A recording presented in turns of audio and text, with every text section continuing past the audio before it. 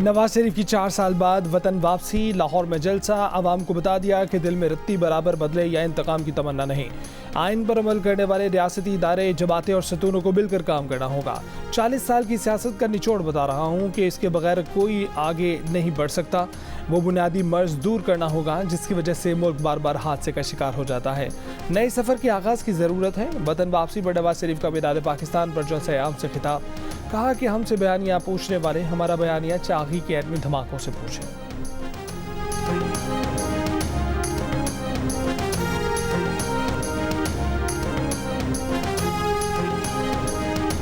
नवाज शरीफ का रायगंज जहेजगाह आमद पर आतिशबाजी से इस्तकबाल, नून लीग के कारकुनों ने फूलों की पत्तियां निछावर की, रास्ते को सब्ज रोशनियों से सजाया गया।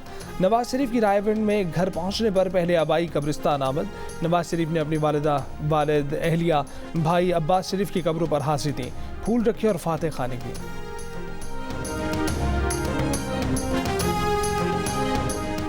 9 मई का वाकया तो दूर की बात है, नवाज शरीफ के होते हुए कभी गमला नहीं टूटा।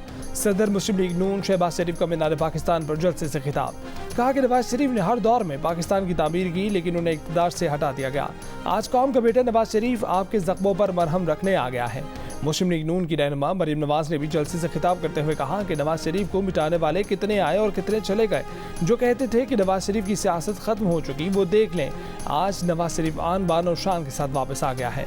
हमजा शहबाज भी मरीम नवाज के साथ स्टेज पर मौजूद रहे।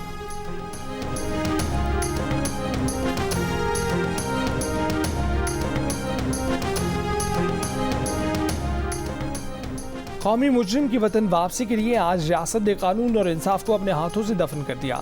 साबिक वज़ीर आज़म नवाज शरीफ की वतन वापसी पर तहरीक इंसाफ का रद्दअमल, रहनुमा तहरीक इंसाफ अली मोहम्मद खान की प्रोग्राम नया पाकिस्तान में गुफ्तगू, कहा कि नवाज शरीफ को वेलकम करते हैं लेकिन वो आईनी तरीके से आते तो बेहतर था।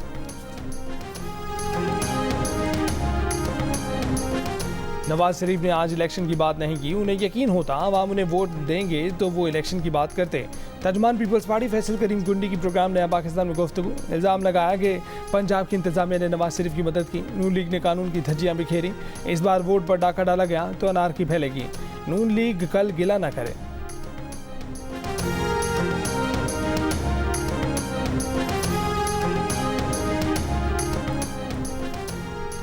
और इसराइल का गजा को ईंधन की फराहमी से इनकार, फ़लस्तीनी वज़ारत सेहत ने इमदाद में ईंधन शामिल न होने को बीमारों ज़ख्मियों की जानों के लिए ख़तरा करार दे दिया। आलमी बिरादरी और मिस्र से गजा इमदाद में ईंधन भी शामिल करने का मुतालबा।